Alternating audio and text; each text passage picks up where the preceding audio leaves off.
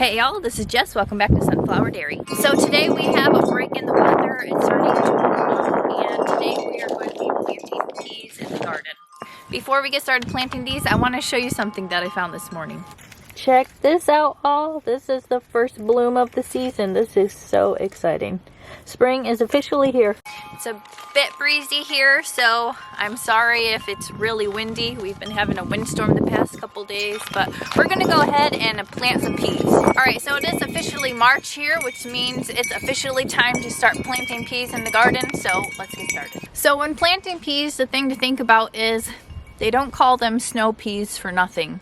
So as soon as the soil can be worked in the spring, that's when you can plant your peas. Peas are very cold tolerant and they won't start sprouting until they think the ground is ready. So even if you think there's going to be more freezes or frost in the forecast, that's okay. As soon as the ground can be worked, and even if you still have snow, you can plant your peas. So when planting peas, usually the only thing that I need are my peas, and I usually use a dibbler. So when planting my peas, I usually put about 2 peas every about 2 inches.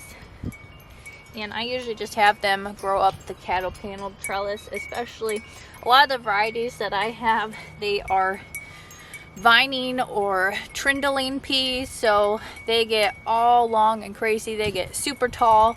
And so I usually just put them next to a trellis.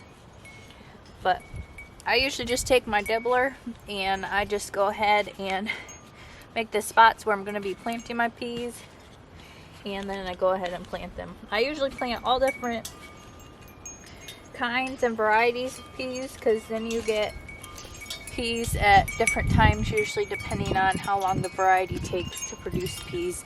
And then also what I'll do, because sometimes peas can, like when the summer is getting really hot, peas will kind of take a break and stop producing. I'll then plant another round of peas, and then I'll have peas later on closer to fall. All right, so the different varieties of peas I'm going to be growing is golden sweet pea, green beauty pea, sugar magnolia, and magnolia blossom. Like I said, I just take about 2 peas and then I'll put them about 2 inches apart. And I don't really plant just one variety in a certain spot. I just kind of mix all my varieties in and they usually grow just fine like that. And it's usually really beautiful to see all the different varieties of peas, all the different colors all growing together, because I have the purples and the yellows and the greens, and then also sometimes I plant, it's called a blush pea, and that is like a light pink color, so that's really beautiful having all the different varieties growing together. And they all, there's quite a few of them that have really beautiful blooms. Some of them have pink blooms, some of them have purple blooms, and some of them have white blooms, so it's really pretty to see all the different blooms that they have. And then when they actually produce the actual peas, they are really beautiful to see as well. I have to say, it's really beautiful today to see the sunshine. It's been really cold and snowy the past couple days with the storm that's been coming through here. Also, the one day we had a thunderstorm, so that was kind of crazy to have a thunderstorm in, well, it was February then, but now it's March, so that was pretty crazy to have a thunderstorm in February. All right, now that I have all the peas seeded, I'm just gonna go ahead and cover them up. So the easiest thing I do is I just take the end of my dibbler and I just go ahead and ruffle the soil right over the holes where we planted our peas. And